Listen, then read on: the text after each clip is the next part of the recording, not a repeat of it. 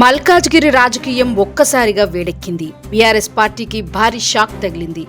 మల్కాజ్గిరి చౌరస్తాలో కాంగ్రెస్ పార్టీ ఆధ్వర్యంలో నిర్వహించిన భారీ కార్యక్రమంలో బీఆర్ఎస్ కు చెందిన పలువురు కీలక నాయకులు, కార్యకర్తలు కాంగ్రెస్ గూటికి చేరారు. మల్కాజ్గిరి మాజీ ఎమ్మెల్యే మైనంపల్లి హనుమంతరావు, మాజీ కార్పొరేటర్ ఏకే మురుగేష్ ఆధ్వర్యంలో ఈ చేరికల కార్యక్రమం అత్యంత వైభవంగా జరిగింది. సాయినగర్ చౌరస్తా నుంచి మల్కాజ్గిరి చౌరస్తా వరకు మహిళా ప్రతినిధులు, పార్టీ నాయకులు, కార్యకర్తలతో భారీ ర్యాలీ నిర్వహించారు. అనంతరం జరిగిన కార్యక్రమంలో బీఆర్ఎస్ నాయకులు టిఎన్ కృష్ణగౌడ్, జాగ్ మహేష్ గౌడ్, ఎల్లేష్, శ్రీనివాస్ రెడ్డి, యుగేందర్, ఆకుల శ్రీనివాస్, ఈశ్వర్లతో పాటు సుమారు 2000 మంది ఆటో యూనియన్, డీసీఎం యూనియన్ సభ్యులు కాంగ్రెస్ కండువా కప్పుకున్నారు. మైనంపల్లి హనుమంతరావు వారికి పార్టీ కండువాలు కప్పి ఆహ్వానించారు. ఈ సందర్భంగా మైనంపల్లి హనుమంతరావు మాట్లాడుతూ ప్రజా పాలనలోనే తెలంగాణ ఉద్యమకారులకు నిజమైన న్యాయం జరుగుతుందని, గత ప్రభుత్వ హయాంలో ఉద్యమకారులకు తగిన గుర్తింపు, సంక్షేమం లభించలేదు. ప్రజా ప్రభుత్వం అధికారంలోకి వచ్చాక అర్హులైన వారికి కొత్త రేషన్ కార్డులు ఇచ్చాం, త్వరలోనే కొత్త పెన్షన్లు కూడా అందిస్తాం. ఉద్యమకారులకు ఇందిరమ్మ ఇల్లు, డబుల్ బెడ్రూమ్ ఇల్లు కేటాయింపులపై మంత్రి పొంగిలేటి శ్రీనివాస్ రెడ్డితో మాట్లాడి స్పష్టమైన హామీ తీసుకున్నాం. రానున్న ఎన్నికల్లో మల్కాజ్గిరిలోని 16 డివిజన్లలో కాంగ్రెస్ అభ్యర్థులను గెలిపించడమే లక్ష్యంగా ప్రతి ఒక్కరూ కష్టపడాలి అని ఆయన తెలిపారు.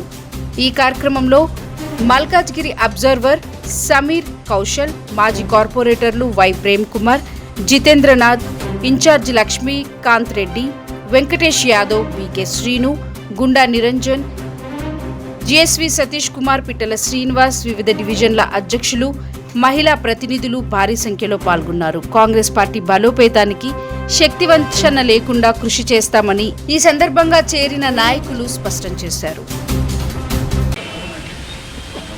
కాంగ్రెస్ ప్రభుత్వం వచ్చి ఇంకా 3 సంవత్సరాల్లో పూర్తి కాలేదు.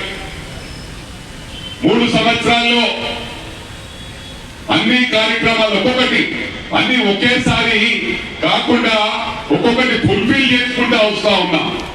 అంటే అది కూడా యూనిఫామ్ వేలో వాళ్ళు ఏం చేసిండ్రు, దళిత బంధు ఇచ్చాం, మైనారిటీ బంధు ఇచ్చాం, బీసీ బంధు ఇచ్చాం అని చెప్పి మొక్కుబడికి ఇచ్చిండ్రు. అంటే ఒక నియోజకవర్గానికి బంధు ఇచ్చిండ్రు, వంద సరిపోతాయా? అంటే వాళ్ళ కార్యకర్తలకు కూడా ఇయ్యలే, కానీ చెప్పుకోవడం మాత్రమే అన్ని చేస్తామంటున్నారు. ఒకసారి గుండె మీద చేసుకొని ఆత్మ పరిశీలన చేసుకోవాలి. అందరినీ కూడా సమానంగా చూస్తా ఉన్నాం. ఉచిత బస్సు ఇస్తే ప్రతి వారికి ఉచిత బస్సు ఇస్తున్నాం. మరి అదే విధంగా ప్రతి గ్రామంలో 200 యూనిట్ కరెంట్ ఇస్తున్నాం. వాస్తవమా కాదా? 10 సంవత్సరాల రేషన్ కార్డు ఇచ్చిన పాపాన పోలే. కొత్తగా మరి మునిగేసిన నా కొడుకు పెళ్ళైందా? సరే, మీ కోడలు వచ్చింది 10 సంవత్సరాల ముందు. తెచ్చుకున్న తెలంగాణ గాలిలో ఎంపీపీలను చేసిన, నేను చేసిన కార్యక్రమాలతో, ఎందుకంటే ఉద్యమకారులు తెలంగాణ కోసం పోరాడడానికి తెలియజేస్తా ఉన్నా. నేను అన్ని పార్టీలకు ఖచ్చితంగా అందరికి సేవ చేసిన, అక్కడ వేలాది బోర్లు వేసిన, ఎప్పుడో చేసిన దానికి మొన్న నేను మల్కాజ్గిరికి టైం ఇయ్యలే.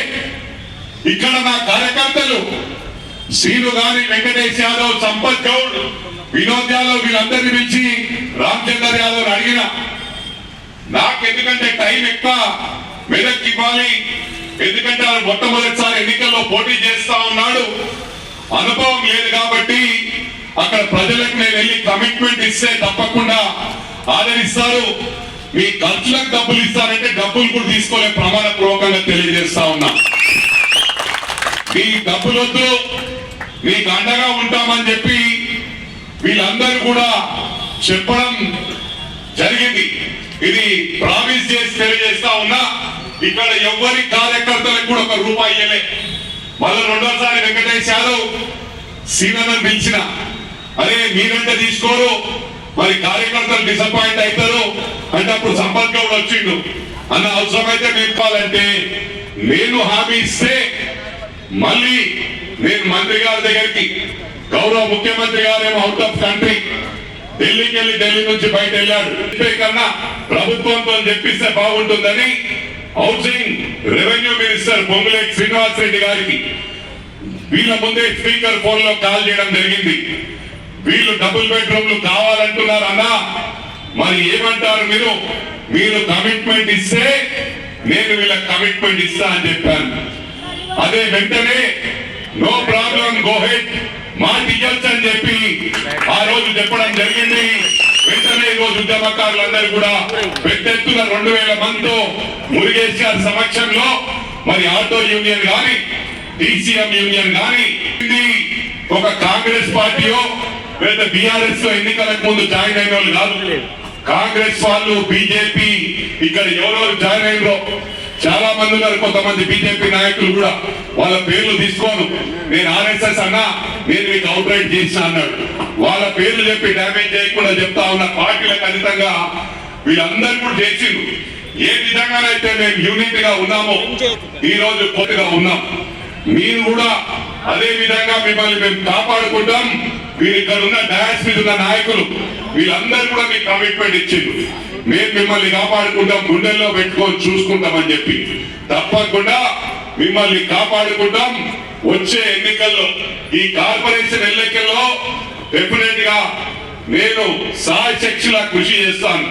ఎందుకంటే నా ఎన్నికలు ఇంపార్టెంట్ కాదు, నాకు ఎన్నికల్లో వీళ్ళందరూ కూడా కష్టపడ్డారు కాబట్టి కిందది మీద మీది కింద అయినా 16కు 16 వీళ్ళందరినీ కూడా కార్పొరేటర్ చేస్తానని చెప్పి నా మనసు పూర్తిగా అది నా ఎన్నికల కన్నా ఎక్కువ నా ఎన్నికల్లో దిగలేదు. మెదక్లో నేను ఎక్కువ కాన్సన్ట్రేట్ చేశాను. ఆ రోజు సన్ స్ట్రోక్ అన్నారు. సన్ స్ట్రోక్ ఎందుకన్నారు తెలియదు. మరి ఒక్కొక్కరేమో కేసీఆర్ గారు అందరికీ ఇవ్వాలి వాళ్ళ ఇంట్లో, వాళ్ళ మొత్తం కుటుంబానికి పదవులు కావాలా, నేను ఒక్కడే కొడుకుని చేసుకుంటే తప్పేముంది. అది కూడా service oriented. Medicine final year ఉన్నప్పుడే కోవిడ్ టైంలో ప్రాణాలకు లెక్క చేయకుండా నా కుమారుడు మల్కాజ్గిరిలో ఎంతో సర్వీస్ చేసి కొంతమంది ఏమన్నారు, ఇది గమనించాలా.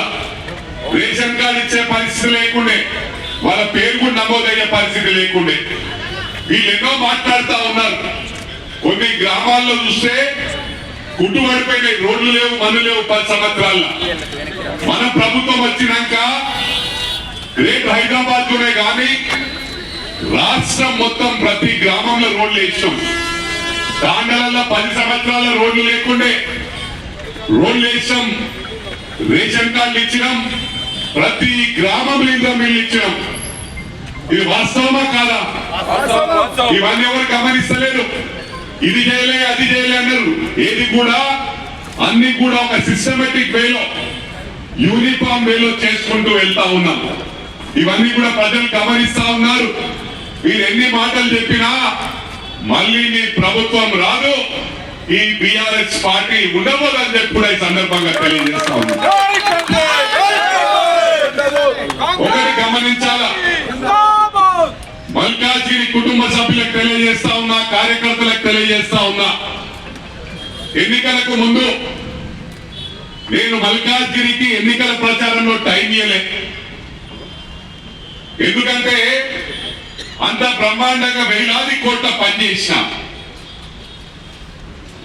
కొందరు ఏమన్నారంటే ఆ ప్రభుత్వం ఉంది కాబట్టి ప్రభుత్వమే చేసింది అది. మరి మెదక్ నియోజకవర్గం చూసుకుంటే ఆ 10 సంవత్సరాల 100 కోట్ల పని చేయలేదు. మరి ఇక్కడ 1000 కోట్ల పని చేసిన అంటే నా సత్తానా లేకపోతే ప్రభుత్వం సత్తానా అని చెప్పి ప్రశ్నిస్తా ఉన్నా. నేను అనుకున్నా నా కొడుకును గెలిపించడం ముఖ్యం. ఎందుకంటే ఎవరైనా వాళ్ళ పిల్లల కోసమే చేస్తారు. ఇక్కడ పిల్లల కోసం చేయని వాళ్ళు ఎవరన్నారా? ఒకసారి గుండె మీద చేసుకొని ప్రమాణపూర్వకంగా మీరు చెప్పండి, పిల్లల కోసం చేస్తే తప్ప